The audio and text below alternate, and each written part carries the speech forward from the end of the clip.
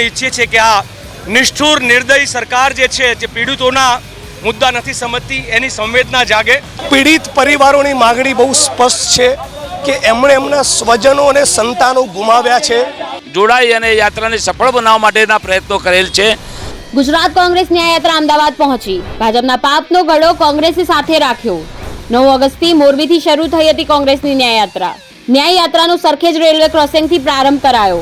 ગુજરાતમાં સર્જાયેલી વિવિધ દુર્ઘટનાઓમાં પીડિતોને ન્યાય અપાવવા માટે 9 ઓગસ્ટથી મોરબીથી શરૂ થયેલી કોંગ્રેસની ન્યાયયાત્રા 13મા દિવસે અમદાવાદ આવી પહોંચી। આ ન્યાયયાત્રામાં આવવા માટે રાહુલ ગાંધીને આમંત્રણ આપવામાં આવ્યું હતું, પરંતુ તેઓ આવ્યા ન હતા। જે બાદ મલ્લિકાર્જુન ખડગેના આવવાની વાતો હતી, પરંતુ તે પણ ન આવતા રાષ્ટ્રીય સ્તરના કોઈ મોટા નેતા યાત્રામાં દેખાયા નથી, જેને લઈને કાર્યકરોનો ઉત્સાહ મંદ જોવા મળ્યો હતો। 9 ઓગસ્ટથી મોરબીથી શરૂ થયેલી કોંગ્રેસની ન્યાયયાત્રા અમદાવાદ આવી પહોંચી છે।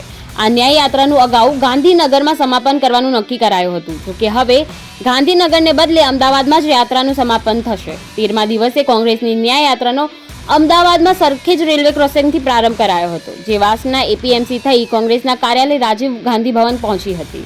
જિગ્નેશ મેવાણી, કિસાન કોંગ્રેસ નેતા પાલ આંબલિયા, લાલજી દેસાઈ, હિંમતસિંહ પટેલ સહિતના નેતાઓની આગેવાનીમાં આ યાત્રા નીકળી હતી। કોંગ્રેસની ન્યાયયાત્રા અમદાવાદ પહોંચતા જ હિંમતસિંહ પટેલે જિગ્નેશ મેવાણી અને લાલજી દેસાઈએ સુરતની આંટી પહેરાવી તેમનું સ્વાગત કર્યું હતું।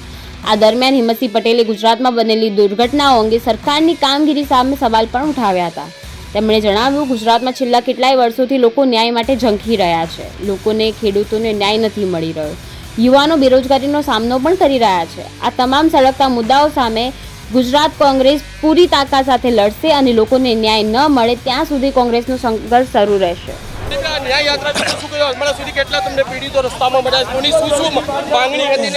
પીડિત પરિવારોની માગણી બહુ સ્પષ્ટ છે કે એમણે એમના સ્વજનો અને સંતાનો ગુમાવ્યા છે।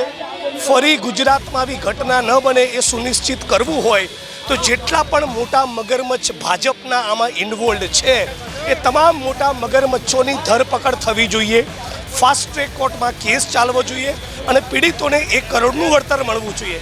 રાજ્યની સરકાર આટલું પણ કરવા તૈયાર ન હોય તો આ રાજ્યની સરકારે શરમથી ડૂબી મરવું જોઈએ। તમારું પાપ, ભાજપની સરકારનું પાપ અને સ્વજનો ગુમાવવાના આપણે ગુજરાતીઓએ ગુજરાતમાં જ્યાં જ્યાં ભારતીય જનતા પાર્ટીની સરકાર નિષ્ફળ નીવડી છે એવા તમામ વિસ્તારોમાં પીડિતો માટે અમારા દેશના લોકલાડીલા નેતા રાહુલજી આવી અને એમને મળી અને એમને વચન આપેલ છે કે તમારા માટે ગુજરાતમાં ન્યાય યાત્રા કાઢીને પણ તમને ન્યાય આપવા માટે પૂરા પ્રયત્ન કરીશું। એના કારણે ભાઈ શ્રી લાલજીભાઈ દેસાઈ, જિગ્નેશભાઈ મેવાણીના નેતૃત્વમાં અને ભાઈ શ્રી શક્તિસિંહના નેતૃત્વમાં આ યાત્રા મોરબીથી શરૂ થઈ અને જ્યાં જ્યાં હોનારતો થઈ છે તેવા તમામ વિસ્તારોમાં ફરી અને આજે સરખેજ જુહાપુરા વિસ્તારમાં થઈ પસાર થઈ પ્રદેશ સમિતિ પહોંચવાની હોય।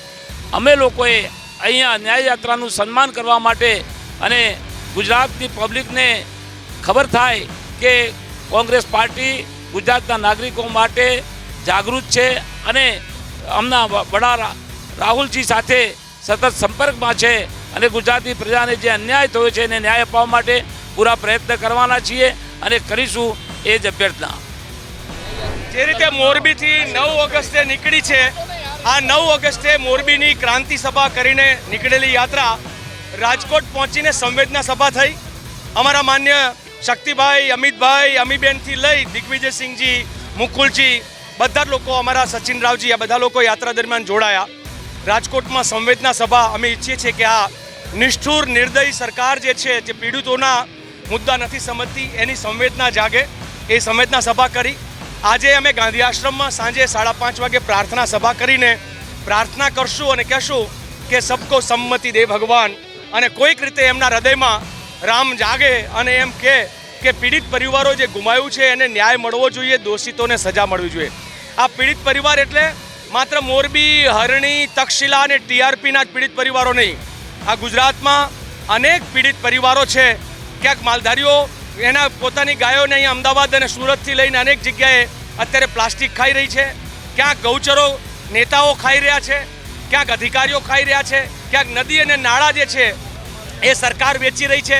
સ્કૂલ અને કોલેજોમાં ભ્રષ્ટાચાર અને ખાનગીકરણ થવાના કારણે આજે ગુજરાતનું બાળક 5000 વર્ષ પછી ફરી વખત એકલવ્ય બનવા તરફ જઈ રહ્યું છે. અર્જુન બનવાનો મોકો નથી મળતો, એકલવ્ય બનાવી રહ્યા છે.